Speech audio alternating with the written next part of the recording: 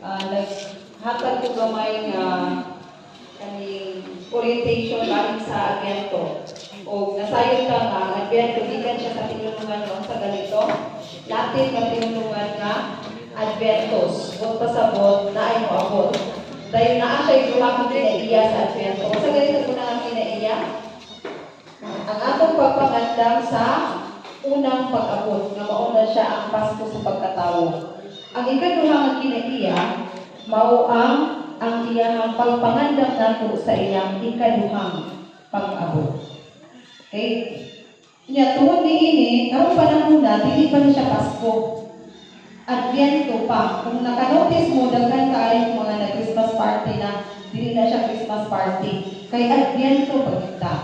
Unya ipahinumduman ta sa akong na-mention kung niaging Domingo na ang atong mga dayan-dayan ato na siyang isugod ubutang dili karong panahon na. Kung dili karong maabot kay Disyembre 16, dayon gradual lang siya, hinay-hinay. Nang hinay-hinay siya hangtod, mapuno siya pag-abot sa Disyembre 24. Kay ang mahitabo man God, pag una-una na ta og celebrate, pag-abot sa 24 BA o pagka 25, nga mao na gyud ang Pasko, wala na tay energy kay gihurot na nato daan nga wala pa ang Pasko.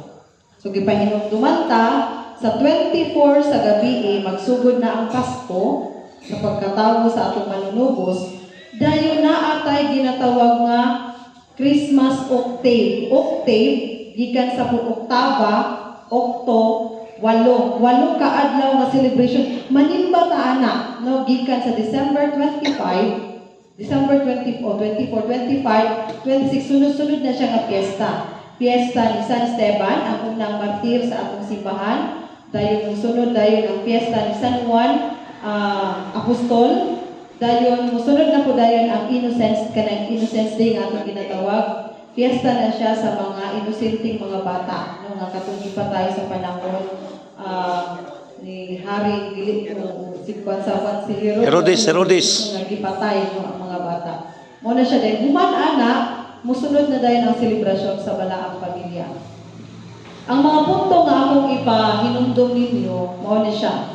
Kay nahuman ang akong gisgot mahitungod sa Advento, ang Pasko. Ang pulong Pasko, man ni siya gikan kaning pulong Pasko.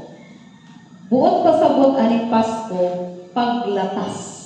Adunay paglatas. Kaning paglatas, klaro tataw kaayo ni siya. Labi na sa atong pagsaulog sa pagkabanhaw. Kay doon na may paglatas aning pas, gikan sa kamatayon, ngadto sa pagkabanhaw. So naay paglatas. Sa Pasko naapoy paglatas. Ang gisulti niya dinhi, ang paglatas nagpahinumdum ka nato nga ang Pasko sa pagkatawo naghandom ni adtong paglatas sa anak sa Dios gikan sa langit nganhi sa kalibutan. Katong niingon si Juan nga ang pulong nahimong tawo ug mipuyo uban kanato. Nya kinsa man na siya nga pulong? Si Kristo. Kung nakahinumdum mo na ay reading bago lang gid nga heaven and earth will pass away, but my words will never pass away. So ang pulong miuban gid nato hangtod karon. Miuban siya kanato, no? Ug kana siya nga pulong mauna siya si Kristo. Kunya sa atong pagsaulog sa Disyembre 24, ako lang siyang i-highlight no sa Disyembre 24, adunay mahitabo nga proklamasyon.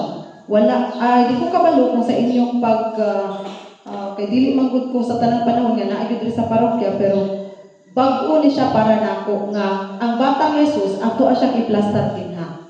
Adunay i-train nga mukanta og proklamasyon. Dayon, pag-abot diri sa altar, doon sa pagnaan na lapit si Father dinhi, ang choir, mustap gyud sila og kanta. Nakabantay mo, ang atong organ, hinay karon kay Advento man, ipahinayan kami ray makadungog kung pwede unta, no? Kay minusan. Kay para pag-abot sa Disyembre 24, dito na siya ang highlight. Kanang ma-feel na to ba ang paglatas pud ba? Kita mismo, makabati sa paglatas. Kunya, dinhi ibutang ang batang Jesus, kung kabantay mo natay violation sa una, pirti na to sa ulog dinhi, unya ang batang Jesus naa dito sa bilid, gitugnaw, no, naa siya dito, way nag-atiman niya. Pero kani siya diri nato siya ibutang. Muhunong dayon na ay kanta nga proklamasyon, no? Dayon ini kahuman ini insinso na ni Padre, padayon na dayon ang awit sa choir. Mahitabo na siya sa Disyembre 24 sa gabi. Unya, pagkaugma, adunay blessing kung naamoy mga mao gidasig man tamuno nga gidasig kita sa simbahan nga ang pinaka simbolo gyud sa Pasko mao ang bilen. Kung ang inyong bilen maalsa ninyo dinhi, kung dili ra pud kay siya dako, pwede ra gyud. Kung dili ninyo maalsa, dadon ninyo dinhi ang batang Hesus sa Disyembre 25 para ipa-bless. Kay para iniguman og blessing, inyo na siyang dadon sa inyong balay, no? Dayon, pagka 25, kung ang inyong mga anak mga naatay children's blessing, na ay blessing sa mga bata. So ayaw ninyo pabilarain yung mga bata para makasimba sila sa Disyembre 25. Dayon, katusunod oktaban human ani nga selebrasyon atong sa ulugon ang fiesta sa Balaang Pamilya. Pagka Domingo ana, fiesta dayon sa Balaang Pamilya. Ang na-i-announce naman gyapon na ang oras sa misa, pero aduna na siya blessing sa pamilya. Dahil ang inyong pamilya dinhi tibuok pamilya para mapanalanginan kita. No? Kana dayon pagkahuman ana nga kasaulugan sabay sunod sa Balaang Pamilya. Pagka 31 Balaang Pamilya man na siya, then pagkagabi ang misa alas 10, atong i-prepare no preparation siya, bigilya siya alang sa pagsaulog nato sa fiesta sa Maria Inahan sa Dios. Solemnidad. Dili tungod kay New Year kun dili adto na siya Maria Inahan sa Dios. Busa kana kung gabi una adunay blessing sa mga tanang inahan. Ang indot kay siya mga kabataan sa 25, sa 31 Balaang Pamilya, pagka 31 sa gabi mga inahan. Unya pagkaugma kay January 1 naman yun na siya atong sa ulugon ang Maria Inahan sa Dios nga kasaulugan adunay blessing sa mga sakyanan, tanan nga sakyanan nga mudakan. Bisag na bless na inyong sakyanan adunay blessing, i-bless ang ato ang sakyanan nga kanang sa ulog nato nga si Maria mo'y ato ang sumpanan diha sa atong pag inadlaw-adlaw nga pagbiyahe kana siya. Dahil si Father na simutukwa na lang aduna tay motorcade pud ana. Dayon dunay ipanghatag nga naihatag sa inyo nga sobre, depende na sa inyo kung pila inyong ihalad. Unya adunay ipanghatag nga sticker. Kanang sticker sign na siya nga na-bless ang inyong sakyanan. So naatay sticker nga gamit ang ato ang logo dinhi sa parokya. Unya pagka human sa dili pa ginamahuman ang selebrasyon. Kay human sa atong pagsaulog sa Maria Inahan sa Dios, musunod dayon ang Epipanya. Sa maring Epipanya pagpadayag katong ka mago, nagtuta nga kaning mga maalamon nga makabasa sila sa stars, ni sunod sila dito din gihatod sila dito sa Belen, dito sa pasungan ug nakasaksi gid sila mismo sa batang Hesus dito. Kaning panahon na mauni siya ang panahon sa pagpanghatag Epipanya. Kung kabantay mo, excited kayo ito na 20, wala pa yung 25, nagsige na tagpangayo, ang Pasko, ipahinumduman ta, nga dili siya panahon sa pagpangayo. Mauni siya ang panahon sa pagpanghatag.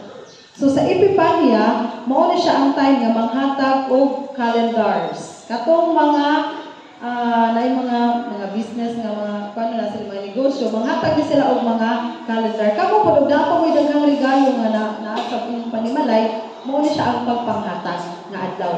Epipanya, January 7, Enero 7, 2024. Dayon, gipahinumduman ta sa pagdala dinhi sa atong mga calendars. Tanan nga nag-detect og oras, ipa-bless dinhi ang calendar. Gadgets nga naay mga oras sama sa cellphone, laptop, sa pabay relo, tanan nga ga-detect og oras, dunay blessing dinhi. January 7, 2024.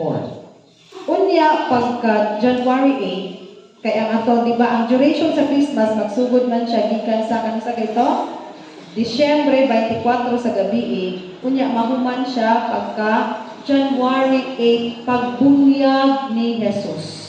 Sa pagbunyag ni Jesus, nagisgo ko si Father nga, ang atong misa ani, kilom-kilom na, kay ato ang itak-op, tama ba dira kung pagbisaya? Mao ni siya ang time nga itak-op na to ang mahuman ang Pasko sa January 8. So, sa inyong panimalay pod, mao pod ni siya ang panahon nga katong inyong mga dayan-dayan, mga Christmas lights, hinay-hinayo ninyo siya o hipos o hinay-hinayo ninyo palo ang inyong mga Christmas lights.